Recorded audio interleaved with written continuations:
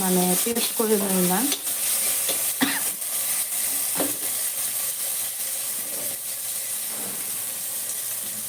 তো এই সময় আমি কিছু গুঁড়ো মশলা অ্যাড করব। হলুদ দিয়ে দিলাম 1 চামচ,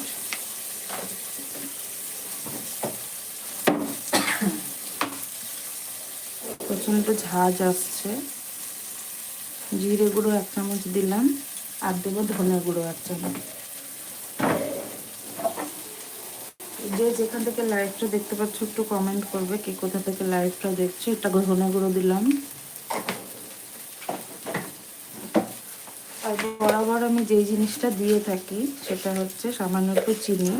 মশলা কষানোর সময় কিন্তু এটা দিলে কিন্তু মশলার বাইন্ডিংটা খুব ভালো হয়। যেহেতু গুঁড়ো মশলা দিয়েছি, সামান্য একটু জল দিয়ে মশলাটাকে কষিয়ে নেব।